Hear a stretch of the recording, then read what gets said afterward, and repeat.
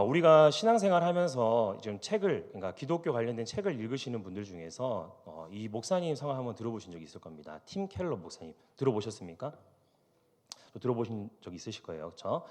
기독교 서점회 같은 데 가도 이분의 책이 이제 많이 꽂혀 있는데, 이 팀 켈러 목사님은 현대 목회자와 성도들에게 복음을 지키고 변증하는데 많은 힘을 썼습니다. 특히 포스트 모더니즘 사회 속에서 분별력이 사라진 자들에게 많은 영향을 끼쳤는데, 이 목사님이 그렇게 영향을 끼칠 수 있도록 또 지도한 목사님이 있습니다. 제가 이번에 좀 소개하고 싶었는데, 그의 이름은 에드먼드 클라우니입니다.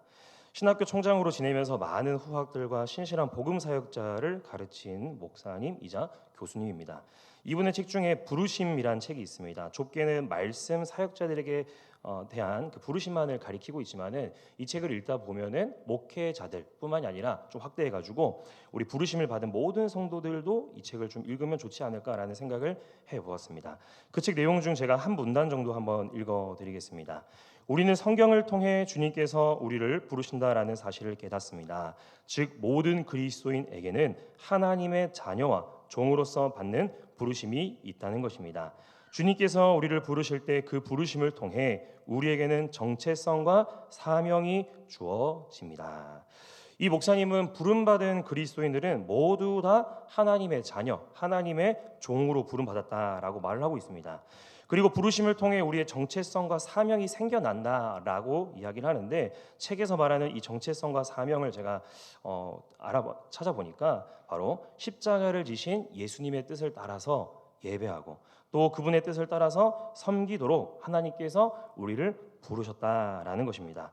그러니까 우리는 뭐냐면은 이런 것들을 전제하기 때문에 우리는 그저 하나님께 감사할 수밖에 없다라는 것입니다. 여러분이 예배 자리에 나오고 싶어서 나온 것도 이긴 하겠지만은, 하나님께서 우리를 불러 주셨기 때문에 우리가 구원받았고 우리가 예배 자리에 나와 있다라는 것입니다. 제가 20살 때 학교에서 진행하는 아프리카 가나에서 이 해외 봉사를 다녀온 적이 있습니다. 이름만 해외 봉사지 실상 안에 있는 그런 프로그램이나 이런 모든 것들이 다 단기 선교와 모두 동일합니다. 지냈던 마을에는 저희가 묵었던 선교사님의 숙소 외에는 저녁에 불빛이 하나도 없었는데 딱 한 곳에 불빛이 들어오는 곳이 있었습니다. 거기가 어디였냐면은 그 마을의 추장이 사는 곳이었습니다. 자, 그 추장의 집에 저희가 이제 갈 일이 생겼습니다. 뭐냐면은 그 추장이 자기의 이제 생일 잔치였는데, 생일 잔치에 그 마을의 이웃들 그리고 또 저희가 이제 외국에서 왔다고 하니까 저희를 이렇게 초대해 주었습니다. 저희가 뭐 다른 일정이 좀 있었겠지만은 그런 것들을 좀 내려두고 이거를 이제 거절하는 것 자체가 신뢰라고 해가지고 저희가 그곳에 갔습니다. 그래서 모두 함께 긴 테이블 정도 이렇게 앉아가지고 둘러 앉아가지고 그들만의 잔치 음식을 먹었던 기억이 납니다.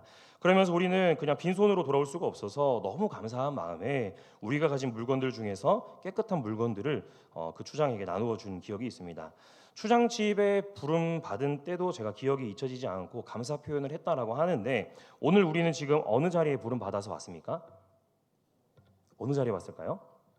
지금 무슨 시간이죠? 예배 시간이죠, 그렇죠? 예배로 우리가 부름을 받았다라는 것입니다.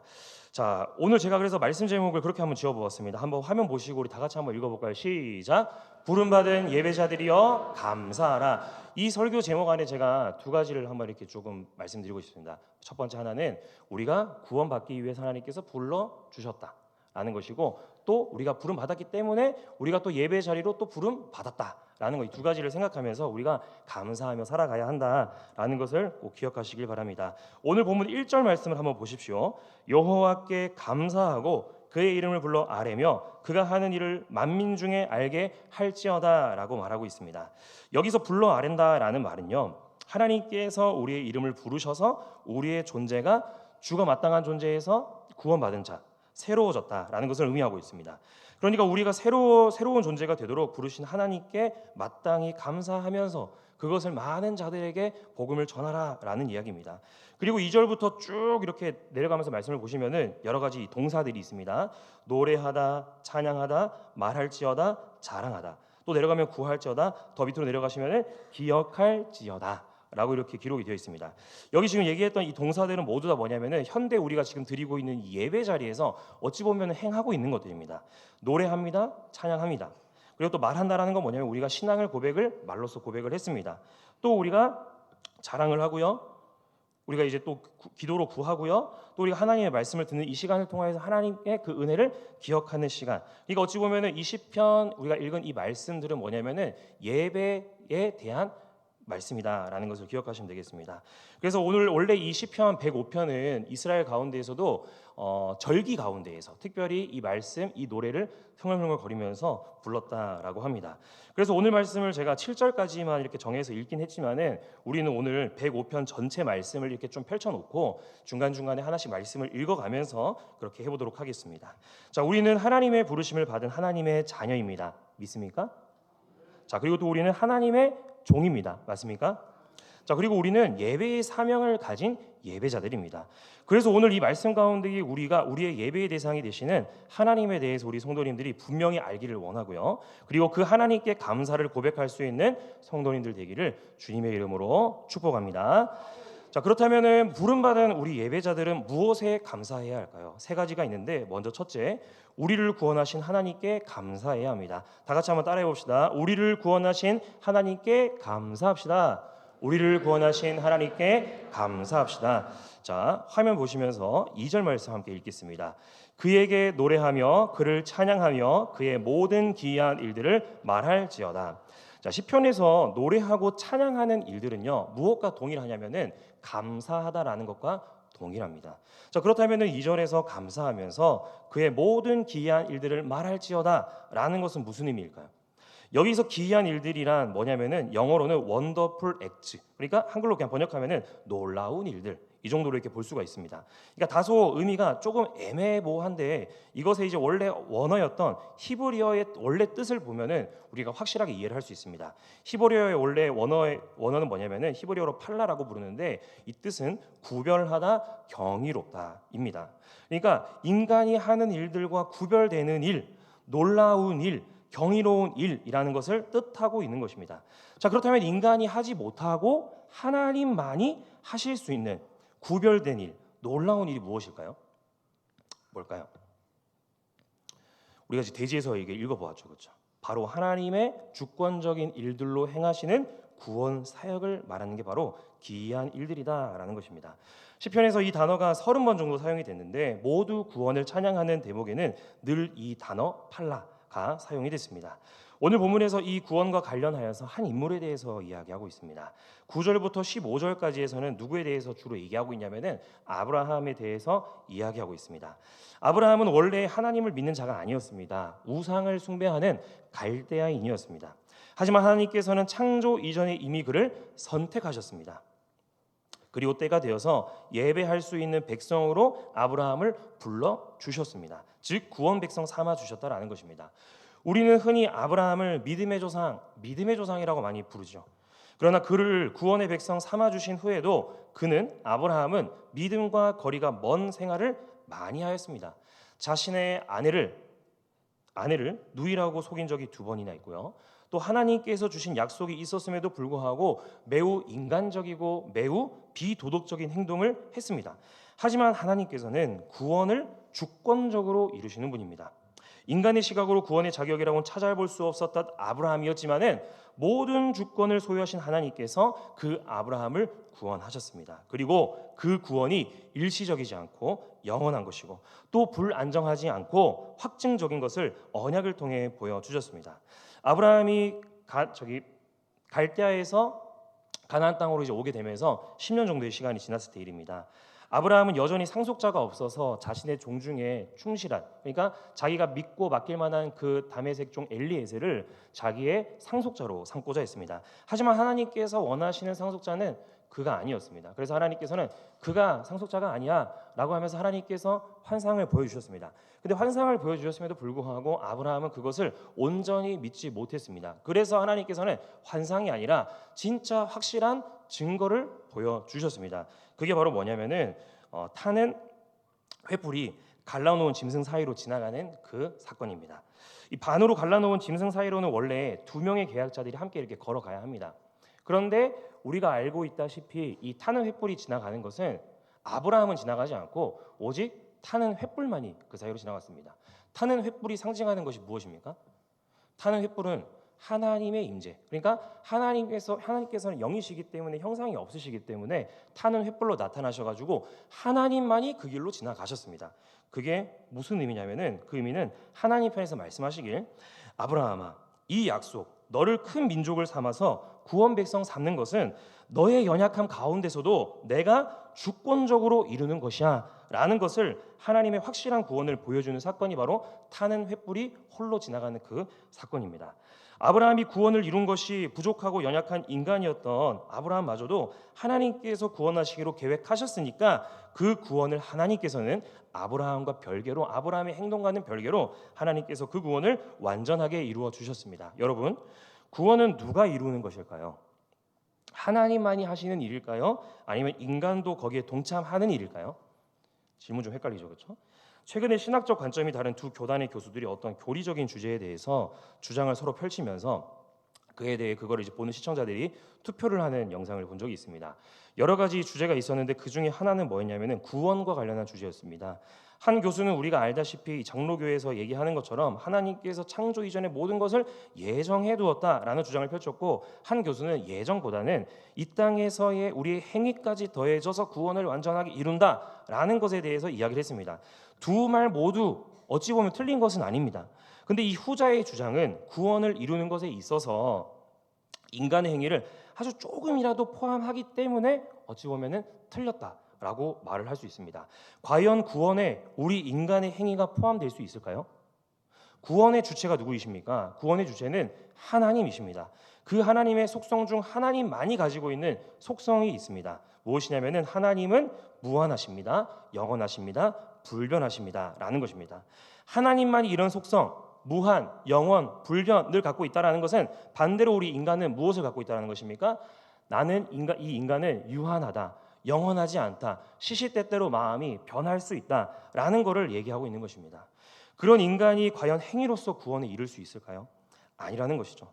우리가 보고 있는 이 아브라함만 해도 부족합니다. 믿음의 조상이라고 붙이기에도 부족합니다. 그의 행위로 구원을 이룬 것이 아니라 불완전한 아브라함은 하나님의 구원과는 상관없는 자처럼 행동하였습니다.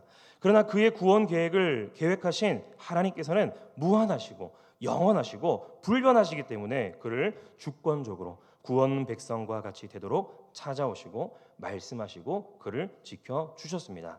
그에 대한 행동으로 그가 구원받은 자답게 행동을 해 나갔던 것이죠.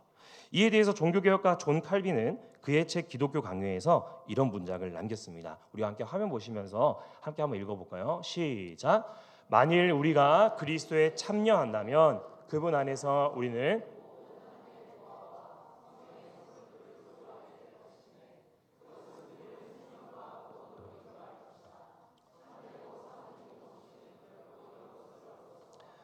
그분 안에서 구원받은 우리는 하나님의 자녀요 하늘 왕국의 상속자가 된다는 것을 확실히 믿게 될 것이다라는 말이다.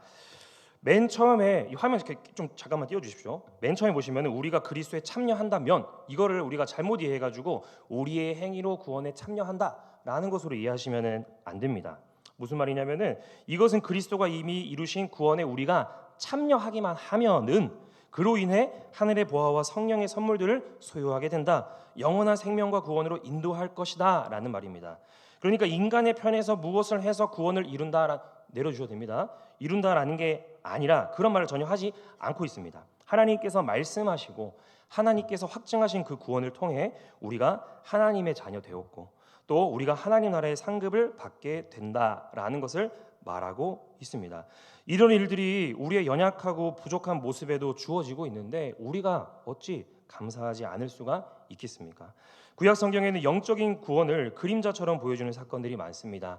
아브라함과 조카 롯이 갈라지고 나서 롯이 살고 있었던 곳에 전쟁이 일어났습니다.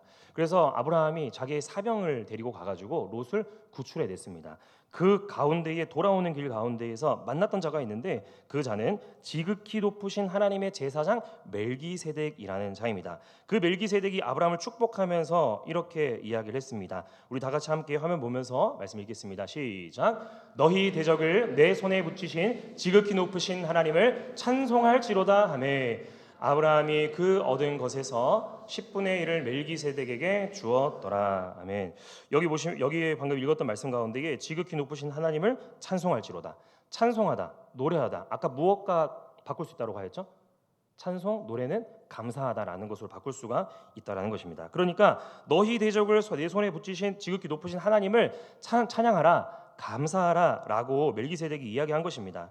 그러니까 아브라함의 사명의 힘 때문에 구출된 게 아니라 하나님께서 이미 축복해 주시고 복을 주셨기 때문에 그것을 얻었으니까 하나님을 찬양하라라는 이야기인 것입니다. 사랑하는 성도 여러분, 여러분이 갖고 계신, 여러분이 누리고 있는 구원을 여러분들은 어떻게 생각하십니까? 그 구원은 우리의 행위나 자격 등으로 얻을 수 있는 것이 아닙니다. 구원의 가치를 여러분들은 어떻게 보십니까? 그 구원이 여러분들은 귀하다고 여겨지십니까? 귀하다고 여겨지십니까? 우리는 종종 구원을 값없이 받은 은혜, 값없는 선물에 빗대어 설명하곤 합니다. 그런데 여기서 우리가 명확하게 알아야 할 것은 그 구원이 값이 너무 싸서 값없이 주신 게 아니라는 겁니다. 그 구원은 값을 책정할 수 없는 것입니다. 애초에 값을 매긴다 하더라도 우리가 그것을 살 수가 없는 것이에요.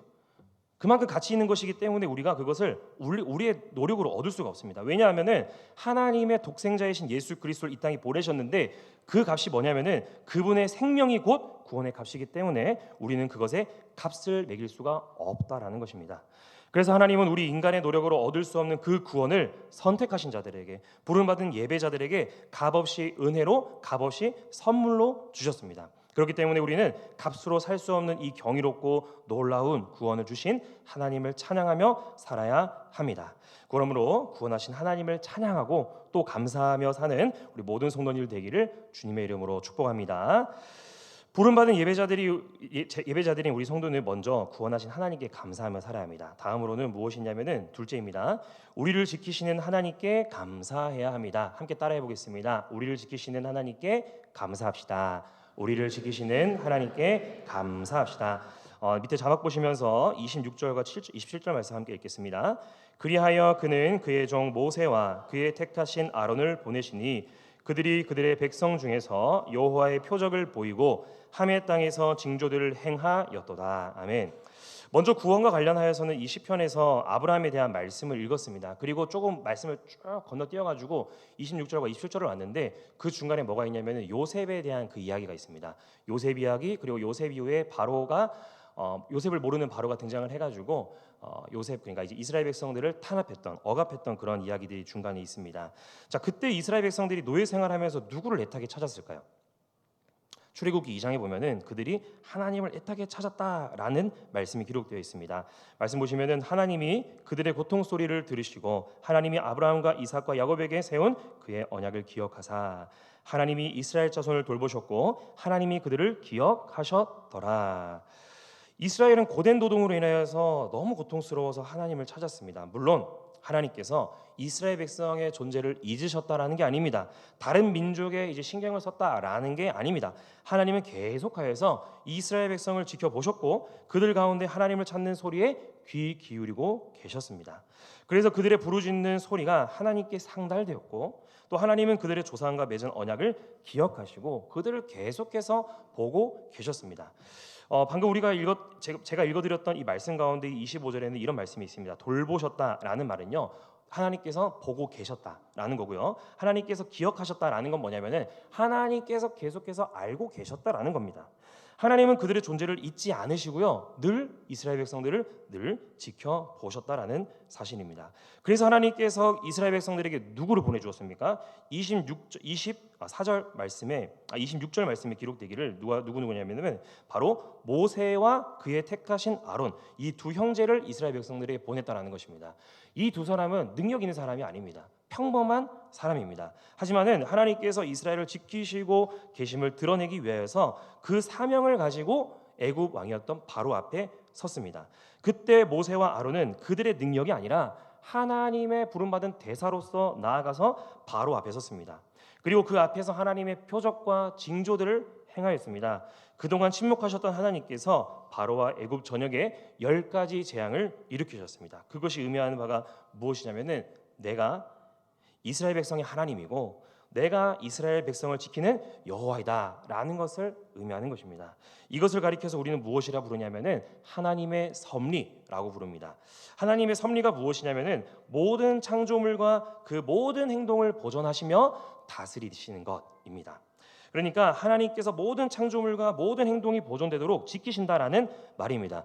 여러분 신앙생활 하시면서도 이런 생각 드실 때가 있죠.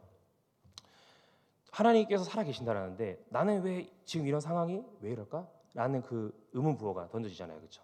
그런 것들 가운데에서 하나님께서는 늘 우리와 함께 하시고 늘 지키시고 보존하신다라는 하나님의 섭리를 잊어서는 안 됩니다. 이 하나님의 섭리와 관련된 말씀 한 구절 읽어드립니다.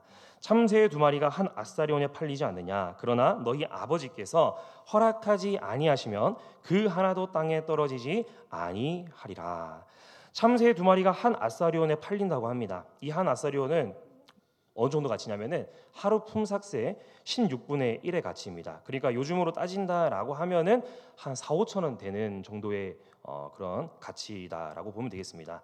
자, 그런데 그 적은 가치의 참새도 하나님의 허락이 아니라면은 땅에 떨어지지 않도록 섭리하신다라는 말씀입니다. 자, 그러면은 하물며 참새와 비교할 수 없이 우리 가치 있는 이 인간에 대해서 하나님께서 과연 가만히 두고 계시겠냐라는 말씀입니다. 이스라엘 백성은 애굽에 있으면서 정말 힘들었습니다. 하지만 애굽에 있으면서 그들은 큰 민족을 이루겠다라는 하나님과 아브라함과의 그 언약을 일부를 성취하게 하셨습니다. 이스라엘 백성들이 애굽에 있으면서 백성들이 얼마나 많아졌습니까? 우리가 추정하기로는 200만 명 이상이었을 것이다라고 생각을 하죠. 엄청난 수입니다. 그 많은 수의 백성을 바로가 두려웠기 때문에 그들을 억압하기 시작했던 것입니다. 하나님께서 지키신다는 이 섭리는 긍정적인 일들의 연속만은 아닙니다. 때로는 부정적인 일들이 가운데서 그것들이 모두 합쳐져서 우리가 알다시피 아는 것처럼 합력하여서 선을 이루는 것입니다. 15세기 유럽의 종교는 대부분이 가톨릭이었습니다. 이때 가톨릭은 부패하는 종교의 끝판왕이었습니다. 교황과 성직자들이 돈에 집착하였고요, 성적으로 문란하였습니다. 현대 개신교에서 일어나는 문제들도 이와 비슷하죠. 당시에 교황의 권세를 과시하기 위해서 더 큰 성당을 지으려고 하다 보니까 성도들에게 말도 안 되는 헌금을 붙여가지고 헌금을 강요했습니다. 그때 유럽의 이 나라별로 부패한 가톨릭의 개혁이 필요하다라고 외친 종교 개혁가들이 있었습니다. 그중 루터의 종교 개혁이 가장 큰 힘을 얻었는데 루터가 종교 개혁을 외치면서 바로 그때에 하나님께서 바로바로 응답하시지는 않으셨습니다. 정말 많은 우여곡절들이 있었습니다.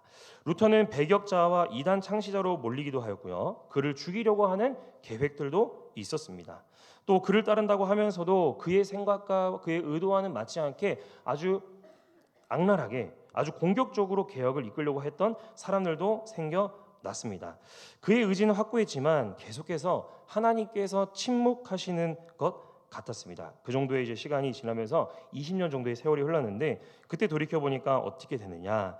그는 독일어 번역 성경을 편찬했습니다. 이때 당시에는 성경이 자국 언어가 아니라 모두가 다 라틴어 성경이었습니다. 성경을 번역했고요. 또 찬송가를 많이 지었고요. 그의 국가 독일이 자신의 종교개혁에 찬성하는 매우 기쁜 순간을 맞이하게 되었습니다.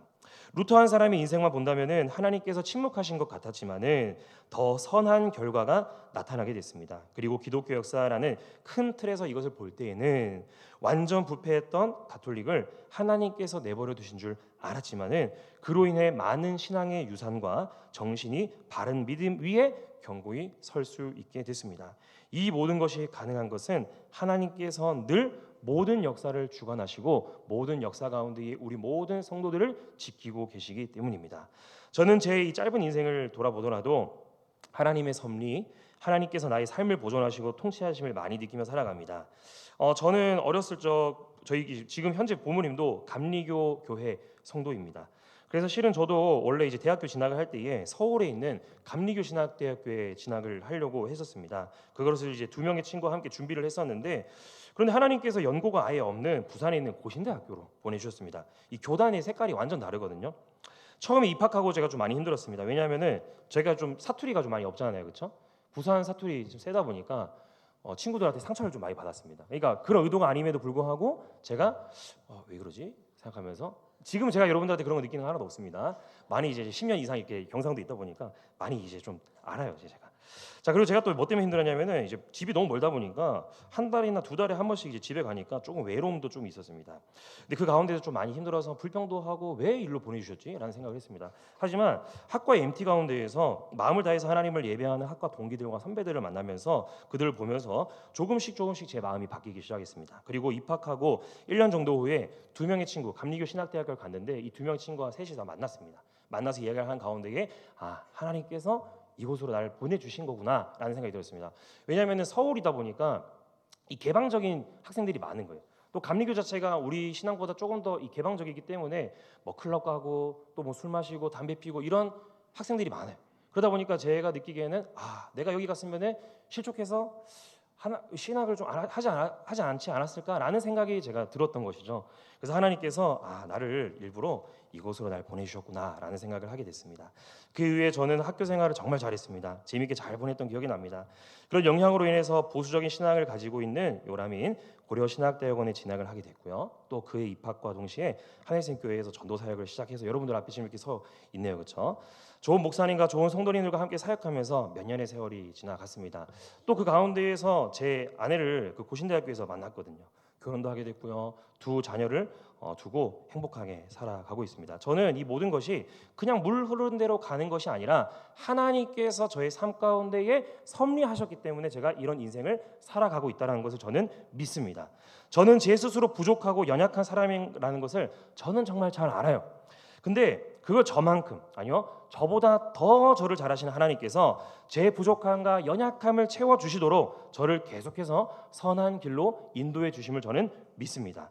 하나님께서는 애굽에서 이스라엘 백성들이 부르짖기 전부터 계속하여서 끊임없이 그들과 함께 하셨습니다. 그들을 지키셨습니다. 왜 그랬을까요? 하나님께서 그들을 선택하셨기 때문에, 하나님을 예배하기 위해서 부른 자들이기 때문에 그들을 지켜주시는 것입니다. 마찬가지로 우리의 반응은 무엇이어야 되겠습니까? 구원과 마찬가지로 구원 이후에 우리의 삶 가운데 섭리하시는 하나님께 날마다 우리가 감사하며 살아야 합니다.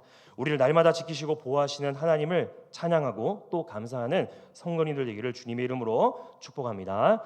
부름받은 예배자들은 구원하신 하나님께 감사하고 지키시는 하나님께 감사하며 사는 것이 마땅합니다. 마지막으로는 부름받은 예배자들은 무엇에 감사해야 할까요? 셋째, 우리에게 고난 주신 하나님께 감사해야 합니다. 다 같이 한번 따라해 봅시다. 우리에게 고난 주신 하나님께 감사합시다. 우리에게 고난 주신 하나님께 감사합시다. 앞에 자막 보시면서 말씀 한번 읽어보겠습니다. 시작.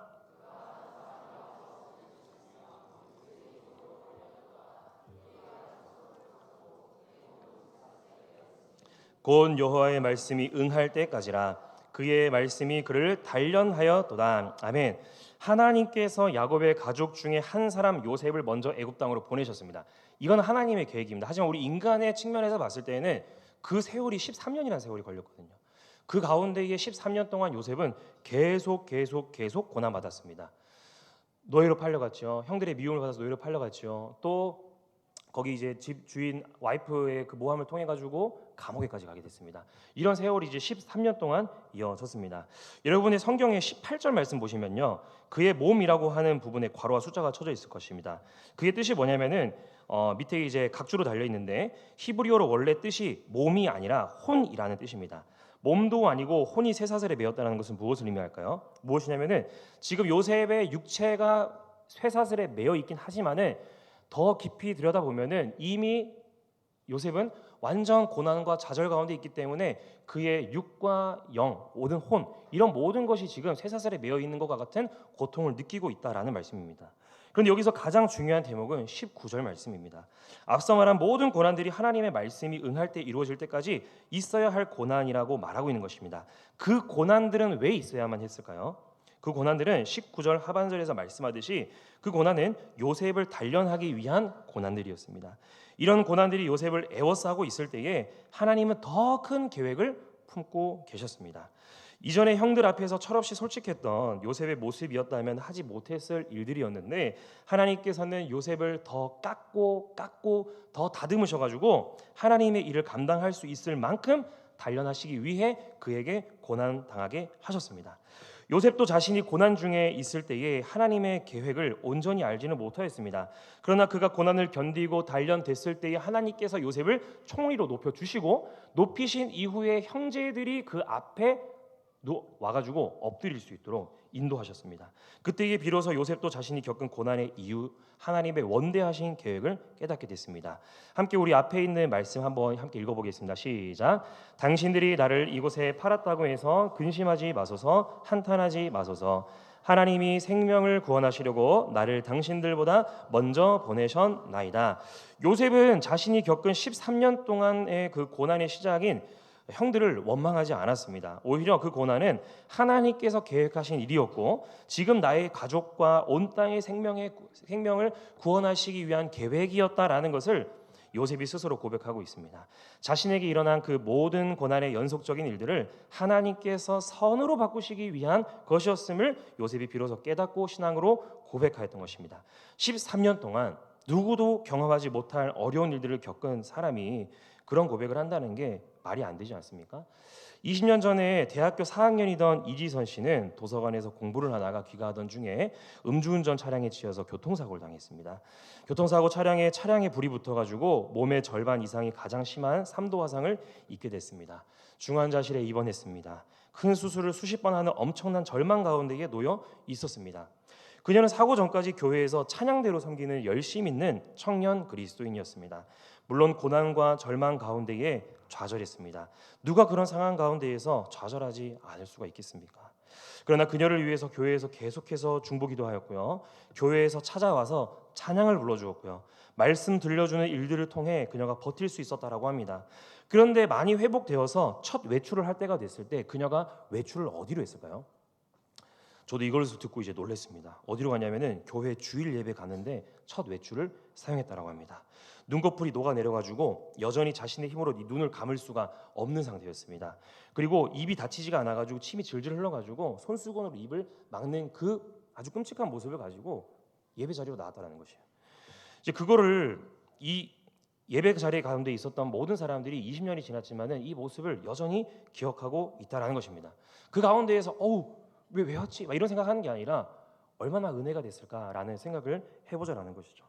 그리고 시간이 지나면서 퇴원을 하면서부터 이지선 씨는 화상 입은 사람들에게 희망을 주는 일을 시작하였고 많은 고난과 절망 가운데 있는 사람들에게 희망의 메시지를 전하였습니다. 지금은 한농대에서 가르치다가 또 최근에는 자기의 이제 모교였던 이화여대 교수로 재직 중에 있습니다. 최근에 좀 특이한 이력이 하나가 추가됐는데 유튜브를 시작을 했더라고요. 채널 이름도 아주 은혜가 됩니다. 뭐냐면은 이지선의 이지고잉입니다. 이지고잉을 제가 조금 이렇게 좀 바꿔서 이게 번역을 해보면은 뭐냐면은 태평하다, 평안하다라는 것입니다. 그녀의 삶은 절대로 평안하고 태평하지 않았습니다.